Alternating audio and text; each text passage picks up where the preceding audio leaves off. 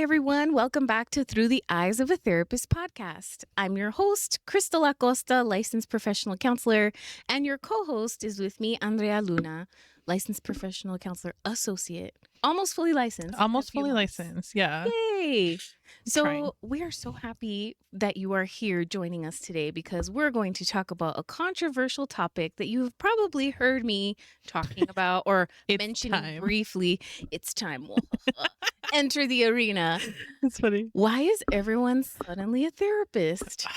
I don't know, but it sucks because it took me years. And I owe like a house in student debt. So like, what the fuck? Yeah, it's expensive. It takes a long time. It takes a lot of mental effort. Not to mention the after graduation costs of becoming licensed, getting hours, your face, you're like, I'm off. It just seems so unfair that there are influencers who want to be mental health influencers and don't necessarily have degrees. But how does that even happen?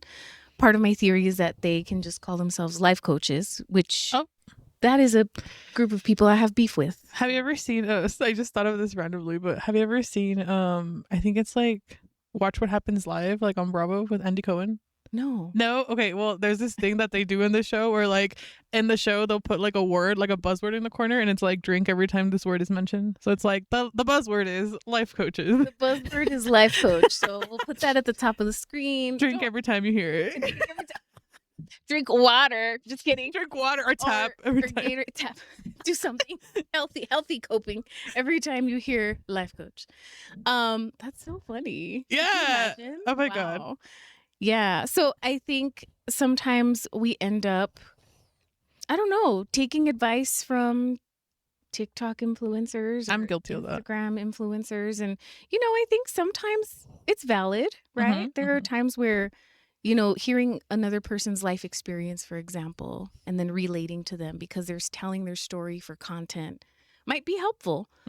I think the problem with it is when we start to self-diagnose, when we start to become a little bit too obsessive with it, or we just start to hear advice that's not backed up by research or really anything that's true substantial. Yeah, like just at this point, like therapy speak just becomes mainstream instead of, I don't know, more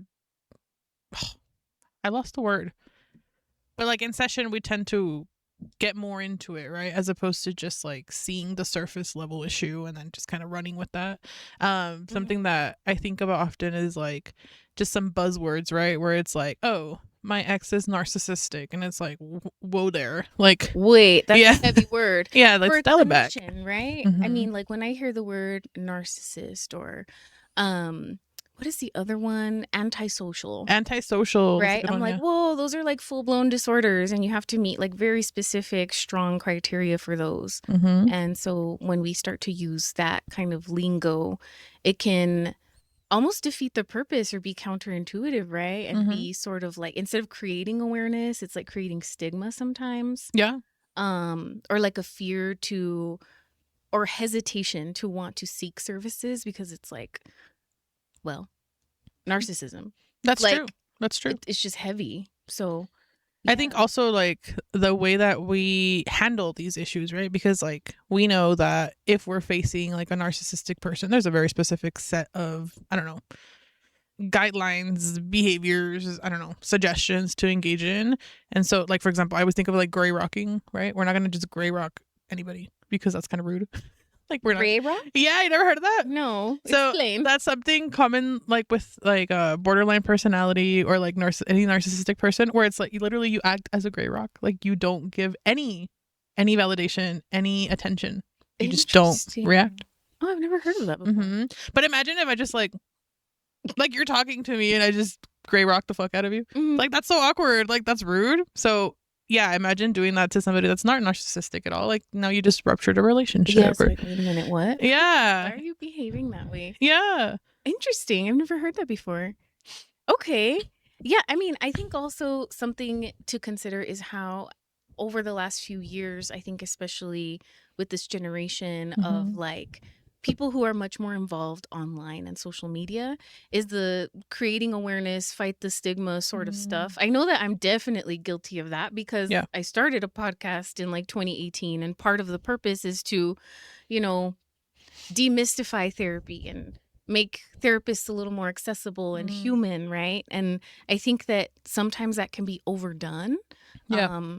And that awareness, the creation of awareness has then turned into like saturation of way too much mental health information. And then it's hard to tell like what is true, what is not true. I think when a therapist speaks about something, we carry a lot of responsibility with Yeah. our voices because of the credentials we have, right? We can't just talk out of our ass and be like, you know, if you drink green tea every day, it'll cure your depression or something. Yeah. If somebody licensed were to say that, that carries weight. There's consequences for that. But not only that, I mean, like board consequences or ethics consequences, right? Because speaking in generalities and not using evidence-based stuff is like not okay. Yeah. But also Just harm. the public, right, is just going to believe it and be like, wow, this person is a licensed person and they're saying to do this. And so that can be very harmful. And so I think when people come across as a mental health influencer or like a life coach, people should be very wary of what they're ingesting, like the comments or the content, that they are ingesting from those people, because it doesn't necessarily have to be evidence-based or well thought out, like with a therapist. Yeah, I think there's a lot of truth to what you're saying, because particularly like with, let's say, a life coach, right? Because there's no like ethical, where they're not necessarily always bound to ethicality like we are. There's less of a filter. So like I know, for example, my lived experience on, I don't know, anxiety may be something completely different from what I learned in school, and I always have to make sure that I filter my own personal experience out of whatever I'm going to share with clients. Because you're right, I could be like, oh yeah, like this works for my panic attack, but what if it's not even, what if it's just like something that is actually maybe harmful to myself, right? But like I can't share that with clients necessarily, so I have to put my own experience in the back burner to show up for somebody fully. And life coaches tend to do the opposite. It's like, here's my whole life experience and what I've done and everything, and I'm going to share it with you, and now you're going to be healed. And it's like, right. yeah. Yeah. It's like when I feel like personal trainers or people in the fitness industry, right? I feel like there's more of a measurable sort of science to some of that stuff. I'm not saying psychology is not measurable. It is a science. But I feel like the way that we implement that psychology and that science in session is the art of therapy, right? So we have to be very conscious of a person's background, lived experiences, intersectionalities, the way that something is going to land, their interpersonal dynamics with you as the therapist. And we take everything into account versus like, you know, if you cut calories or you go and do this set of macros or this set of burpees or whatever, you'll probably get some good results, right? It's like, it's a little less generally applicable, I feel like. So if somebody is like a fitness influencer, they get all like a 6-pack or whatever, and that's impressive. And it's like, okay, like I would totally want to follow whatever they're doing, but that's different in some ways, right? Because of how specific even our bodies are, right? And how we're going to respond to something like that. But imagine our psyche. Like it's so much more complex. Like you're really digging into something that could cause harm if you don't know what you're doing. That's true. I'm even thinking too of like, if like we turn attention to like, I don't know, any like spiritual guides or things like that, right? Because there's it also is tiered. Like there's people like shamans that are actually very well studied, and there's like degrees and things like this, and like just a lot of education that backs it, versus just somebody who, like, I don't know, opens up shop randomly because they've been fidgeting with like cards or whatever. And not that that's a bad thing, but it's different than like an education backed treatment. I would say more of a coping skill at that point, right? Like, right. Yeah, because it's like, I've done this coping skill, it's helped. let me open up a shop. Yes. It's like, oh, hold on. I mean, sure, but You could. it could be harmful. It could be harmful. So I think, yeah, and that's my beef with life coach. Yeah. My beef with life coaches is that there's differences in education, like you said, ethics, board rules, just all of the years and time of supervision, right? Yeah. We are very heavily supervised, especially as counselors. I can't speak necessarily for like social workers and every type of therapist, but I know as licensed counselors, we have to like record sessions. We have to show them to our supervisors. There's a level of like when we have to transcribe our own sessions when we're in school. That's not fun. It's not fun. But it makes you a better therapist because it makes you much more self-aware of how you're talking, how you're speaking, how you come across, your mannerisms, your affect, all of those things. And I think that when somebody doesn't have that training, well, we definitely can't call it therapy. Yeah, for sure. That's the thing.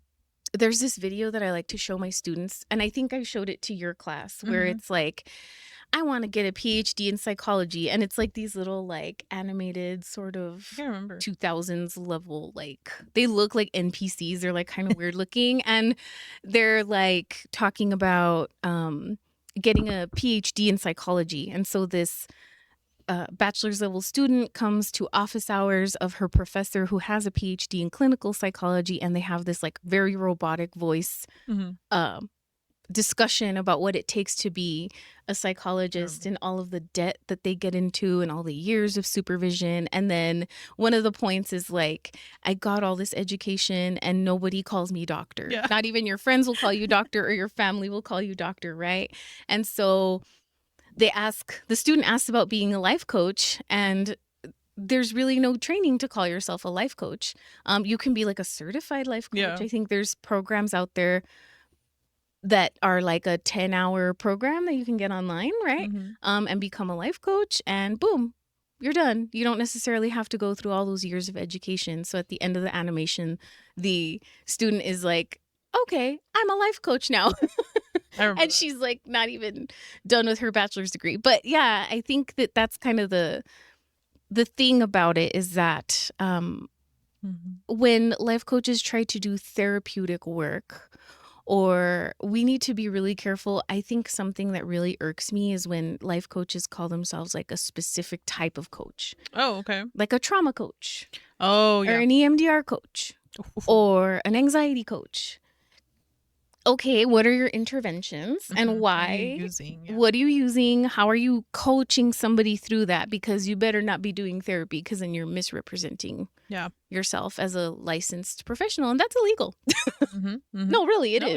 Yeah. So, well, let's talk about. You're like, no, I'm listening because I agree. I agree with all of it. I think the misrepresentation in particular is probably the most harmful aspect.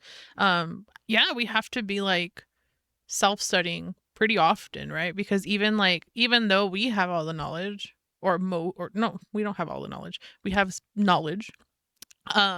We still have to assess that we're always taking the right steps and things like that. And so I can't even imagine like if you don't have all of that education to back you up, like you're just kind of shooting blindly, and like that's really scary. I'm like, yeah, because we've talked about that, right? Like when we go into internship or practicum and we finally see our first real client under the supervision of faculty and staff at a clinic, and we're being recorded and we're being highly monitored, and we have all this information fresh in our brains, it's still pretty intimidating and scary and daunting. Yeah. So one of the things that we saw earlier when we were preparing for the show is a quote that said, the difference between a therapist and a life coach is a life coach has a microphone and confidence, right? And then a therapist has like a degree and like student debt. And student debt. Yeah, like hundreds of thousands sometimes. You know what though?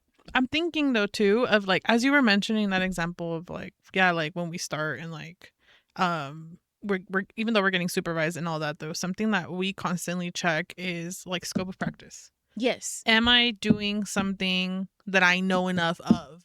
And if you don't, then referral is like the great option, right? Yes. You can always like read and get informed, but also we have to understand where our limits lie. Like, I don't know. I am not going to do EMDR or dabble in it, even though I consider myself a trauma therapist, right? But that's not something that I have ever tried. So I'm not even going to dip my toes that way Right. until I've done some kind of training or gain better understanding, because I mean, I could like fuck somebody up.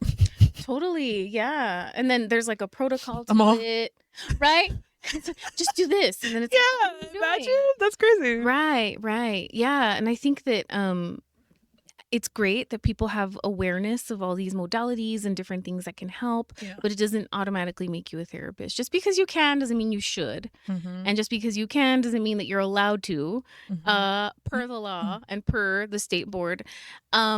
Something else that came to my mind when you were talking about that was scope of practice as a life coach, right? I've seen when ya cuando me meto in like The rabbit Instagram, hole. yeah, I'm in the rabbit hole and I'm in somebody's comments who's a life coach and they say something controversial and I'm like, oh my God, like here we go. Crystal, don't respond. It's not worth your energy, but I do read them. And something that I find is that there are some life coaches who understand that they do have a limit on their practice, right? Mhm. Like I know that my goal is to help somebody enhance their quality of life through meeting a certain set of goals. And Okay. they're very broad and general, but we're not going in and treating because you can't treat as a life coach, Mm-hmm. treating anxiety, treating trauma, doing things that we shouldn't be doing that are beyond our actual scope of practice. So an analogy that I like to use is like, okay, well, I have been diagnosed with like high cholesterol. And this is like for sure, right? Like, I'm gonna go and like, I'm gonna become a cholesterol coach and like open my own clinic. I never thought of that. That's You know what I fucking mean? funny. And it's like, well, I can manage my cholesterol and I can tell you ways to like manage it.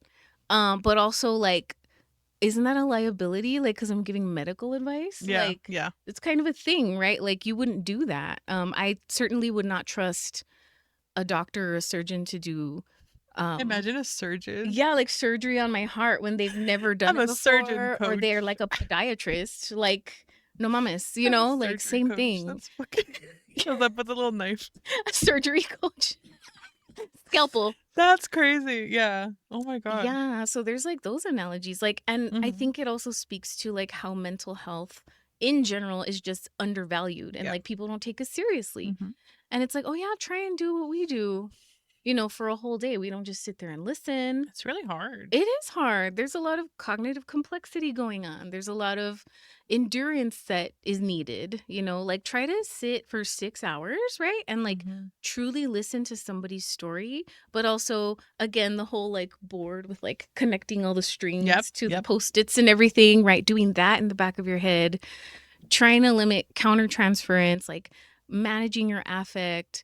Not to mention if you haven't eaten or you haven't peed, you know what I mean? Like that's a whole thing, right? So Yeah, I feel like I haven't really. Well, I feel like all the teachings from like grad school don't really kick in until like now that it's been like a year post grad and like I've been working and now I'm like, fuck. That's like the long like. Have you guys ever seen the meme of like Scarlett Johansson where she's like, she has like short hair. She's yes, that's me right now. I'm like dissociating into the void because like it's so consuming. And I think you had mentioned to me a while back there was like I think it was like a statistic that it's like trauma therapists either like, I think it was like 2 years either they stay or they go or somebody mentioned it. yes. Either maybe in supervision that it's like either in 2 years they burn out or like they make it past the 2 years and then like they're good, right? And I'm like, oh, fuck, because it's hard. I know I go home every day and I'm just like You don't want to people I don't at want the to end of the fucking day. talk. Yeah. And it's no, yeah, and I think not to like that's not like a tooting our own horn thing. I think it's more of like people really don't understand how consuming the career itself can be. Yes. I think I'm somebody who doesn't necessarily take stories home with me. And I think that's a big misconception that people are like, oh, well, like, don't take your work home with you. I'm like, I don't, but just like the impact that already The happens on your effect. body just by Yes. listening and being tuned in is a lot. Like, Mm-hmm.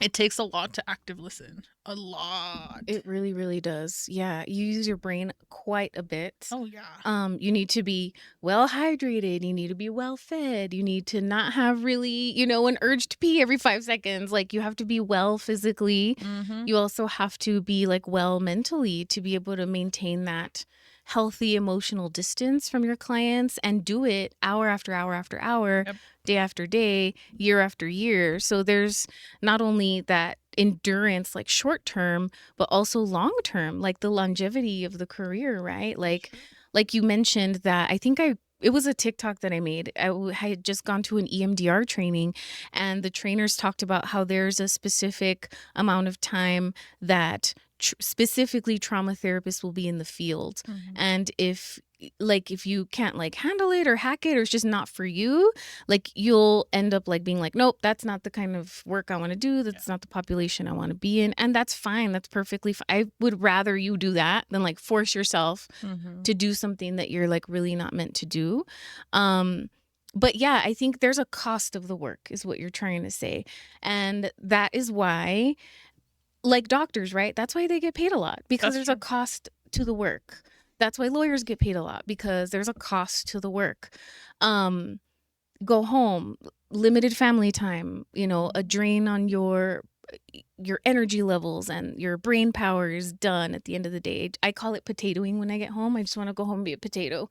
Yeah. And like not speak to anybody, kind of like you're saying. And there's a cost of the work for us, but it's much less monetarily compensated for sure. than other professions.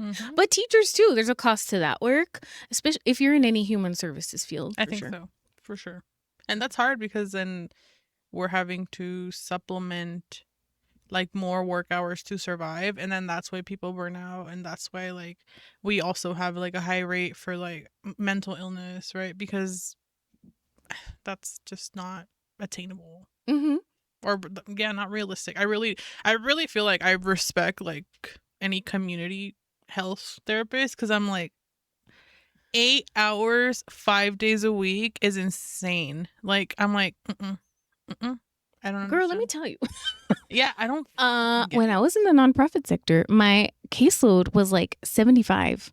When I first started there, it was like the first few months, and my caseload jumped up immediately to like 75. I counted them, and that was like active cases, not like ones that are just sitting there, whatever.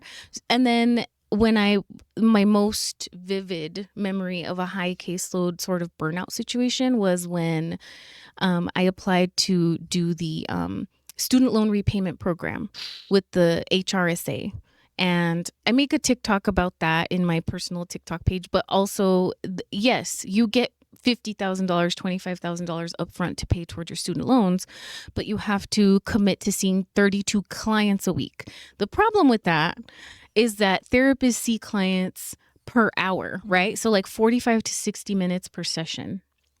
It's not like a doctor or a dentist or dental hygienist where you can be like 32 patients in like 2 days. Like you can't do that, right? So the people that we are serving, like there's still the purpose of the program is to increase accessibility to these health disparaged areas, right? So like where there's not a lot of mental health professionals. So in exchange for those $50,000 from the government or whatever, you're seeing as many clients as you can so that you increase accessibility to the community and help make an impact in that disparity. So anyway, 32 clients a week is a lot. That's a lot. And you have to do that for 2 years straight. And that was one of the most difficult things I've done in my entire life. Not to mention, I got pregnant halfway through, which was, I don't know what I was thinking. Yeah. And then also I was in charge of like a program, building a program. And there were just some other things that were going on at that agency that were particularly unfair in my experience. And so it was difficult. And I think that level of seeing clients is just not It's not realistic. No, not for therapists. And so that's why like now in the private practice model, I really try to push like, you got to take care of yourself. You should only work as many hours that you think you can work. Everybody's threshold for stress is different, and we will figure it out. Yeah. Yeah. And honestly, that's a very helpful way to see it. I think, yeah, no, absolutely. Because then the quality of care goes down too. That's what I'm thinking about. Yeah. Yeah. Like I remember at the end of the day on like a Friday when I've already seen my 31 other clients and it's like 5 p.m. I'm like, am I going to give my best attention and care and conceptualization skills and interventions and like be super regulated to listen to this person? Not to mention we were like a high trauma like clinic. So that was another thing. It wasn't just, not that I don't want to minimize other people's problems, but like, I get it. I get it. Like, yeah. PTSD 32 times a week. Like it's hard. Yeah, no, for sure. Yeah. See, and then like, that's what I think about too. Cause then I'm like, okay, a life coach doing that without knowing or having the appropriate tools to like regulate, right? As it is, we struggle. Like, I know I struggle sometimes to just like self-care or maintain some kind of balance in my life. And even though we learn this, though we could have more education on it, I can't imagine a life coach doing this without the proper tools, because then that's, I don't know, that's when we start thinking about like illnesses, right? Chronic illnesses, autoimmune disorders, because then your body can't handle so much. So it's a lot. It's a lot. Okay. But, yeah. I want us to try something funny though. I want to break down kind of like the online mental health ecosystem, and I want to do it in a funny way, kind of like reality show archetypes. And then I want you to help me build the character around it. Oh my. Okay. Yeah. So let's start with this one. I read one psychology book expert. This is the person who, I don't know, read The Body Keeps the Score, and all of a sudden they are so professional. Yeah. So I'm supposed to give you what part of it? Like build their story around it, or like a little bit, or like what, or maybe just like, what do you think about this person when you come across them? Also, I use The Body Keeps the Score purposely because I feel like that's such a used book. It's so funny. I've had clients who tell me like, oh, I started reading The Body Keeps the Score, and I'm like, how's that going? Because I won't fucking touch that book with a 10-foot pole, and like, this is my job. And I'm like, here's other things like that are probably more easily digestible. Yeah, first of all, that's like so dangerous. You read one psychology book and you're like, trauma stored in the body. Like, this is what happens, and like, this is how you get rid of it. And like, this is an exercise you can do. And it's like, who, excuse me, who died and made you king, or what? Like, I don't get it. Like, that's dangerous. And then the other thing is like, immediately scroll. For me. Okay. Like, as a person with a trained eye, like, nah, dumb. DUM, dumb. Dumb. And then I just scroll. You know what? This is the reason why I've been telling Crystal that I have this idea of like doing a little book club, but like with like a group where we process. Did you say butt club or book club? Like libero, not a butt club, please. I did not say that. I'm gonna get canceled because. I think I'm gonna get canceled because that's so funny. Life coaches, but that's hilarious. We'll both get canceled in this episode. But I was saying now it's like a book club where we process self-help books with a therapist, because if you're somebody who just consumes self-help books, it's like cool, but first of all, are we processing it? Second of all, are we acting on it? I think so. Yeah, that's my idea. Don't steal it. Trademark Andrea Luna, trademark Through the Eyes of a Therapist. That's hilarious. Yeah. Okay, the next one, and I'm sure you're gonna have some good input. I'm already looking at it and I'm like, oh god. The cut everyone off coach. This is somebody who says that boundaries equal disappearing dramatically from people's lives. It's giving personality disorder. It's giving what's that fucking book? Let them the Let Them theory. Yeah. Yeah, I think like on Instagram, that's like a big controversy amongst therapists, right? How that's kind of a dangerous concept without all of the nuance and looking at people's lives and their backgrounds and the clinical training. I feel like I would never just say like, cut them off. Like, Yeah. let them do whatever, because I'm just gonna spiritually bypass that shit and just like let it happen. Yeah, like that's insane. Like, cool. Like, that's how complex trauma is, or CPTSD happens. Right? Or that's how like avoidance and like not learning how to repair and be in relationship happens. I mean, I get it. Like, if it's like a whole like abusive, terrible ass situation where it's like, you know what, it's a safety issue and I need to be away from this person, like, yeah. But I actually have never read the book, so I don't know what. Have you read it? No way. Yeah, don't. So what is the advice? Like, well, it essentially, like, the core of it is like just like let things happen, and like you don't have to, I guess. Like, don't spend your mental energy on. In a way, I want to say it's like ACT, like it's trying to be ACT DBT. It's trying to. Yeah, but it just feels very toxic, because it's not about just letting people walk in and do whatever they want in your life. And I have a great example from my own therapist. I shout out, you know who you are.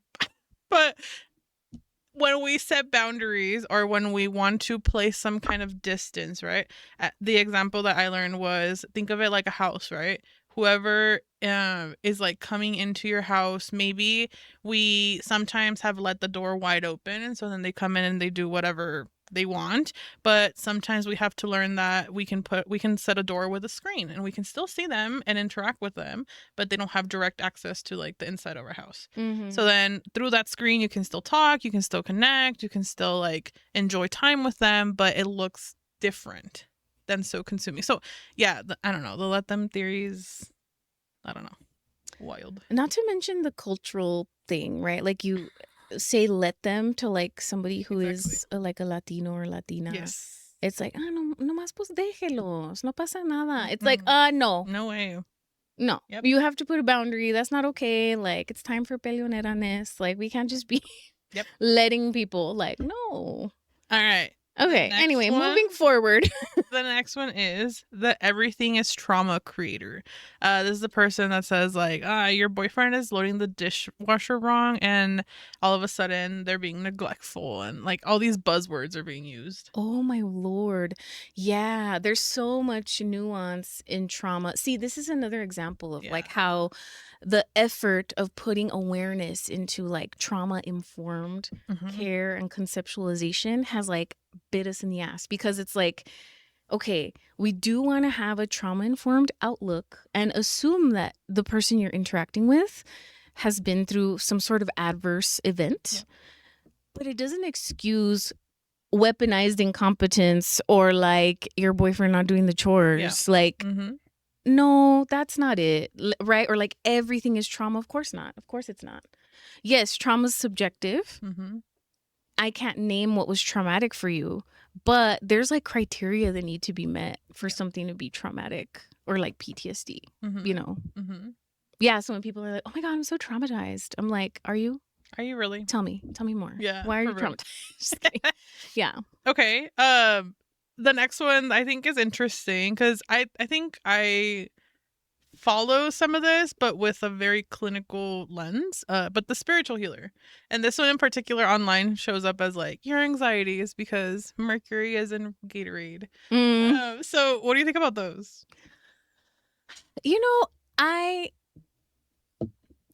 feel like the spiritual aspect of therapy and of people is often overlooked. Yeah. So I agree. I think that if in therapy somebody's asking you about your spirituality, and there's a sense of, I need to go to a spiritual healer, or I want my therapist to incorporate that, I think that's great, because it's, again, often overlooked in treatment, I think. But if it's like somebody online just being like, this is why you have anxiety, that's hard, because I know that like we talk about following evidence-based practices, or what are they called? Like promising practices, or, you know, up and coming practices. Spirituality has been in existence ever since like humans existed, right? So it's kind of hard to be like, well, there's no evidence for that. Yeah. You know what I mean? So I just feel like I'd be a little bit easier on them, like, because, well, how do we know that it's really not helpful? What do you think? I don't know. You're the more like spiritual-ish person who incorporates in treatment. So I think that like most things in therapy, it's also like a trial thing, right? Because for some people it works great. For some it doesn't. And I think what it comes down to is like self-awareness and what we tend to call like intuition, right? And I tend to refer to it with my clients like that. Like, what does your intuition tell you? But your intuition is not some magical witchy thing. It's your inner voice, right? It's yourself who you tend to turn to when like things get hard or things like that, right? Well, some people call it like their gut feeling, sure, but like truly that's intuition. When I use it in session, it tends to be like, for example, like I'll use either like tarot cards or like any kind of artwork to help people like interpret what their own voice is telling them. Like, we're never gonna connect it to their gut feeling or to their intuition. To their intuition. And I tell my clients often, like, yes, we use tarot cards, but I'm never gonna use like divination. Like, I'm never gonna read your cards, but I am going to have you essentially listen to yourself by looking at a spread and you making it out, because tarot cards in sense are like very like self-healing practices, right? Like, you sit there and you ask a question to your deck and it responds, and then you're reading the message for yourself based on your own cognition. So I mean, that kind of aligns with what we do in therapy already, right? You have the tools to help heal yourself. This is just a different way of seeing it, of expressing it. Yeah, it's like an expressive sort of treatment or intervention. That makes a lot of sense. But see, like, you are connecting your clinical knowledge and understanding how a person works through your psychology background as an expert in psychology, and understanding that you can't just be like, boom, here are some cards, we did therapy, like, or we did coaching. You know, like, there's this nuance that you have to connect to the person, understand their background, if it's even appropriate, if they're going to be okay with that, the informed consent piece of it. And then also being able to make that connection conceptually between those two worlds is something that an expert does. It's not just something that, you know, a random TikToker will do. Yeah. Right? Yeah. Yeah, because I wish I could tell my clients, like, just carry this magic crystal rock in your pocket and you'll be fine.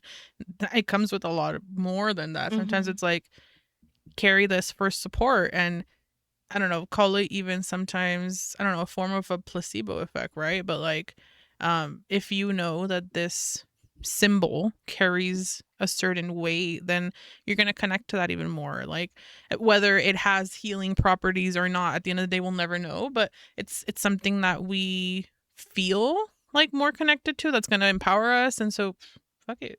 So like, that's why in the office I have a lot of like little fidget crystals, because I connect with the fact that they do have their own healing properties, but whoever is with them, messing with them, will connect with them on their own. But I don't tend to be like, hold all these and see what happens, and and then let it flow. No, it's more of like, oh, do you like that one? This is what this one provides. Maybe that's why you reach for it, type of thing.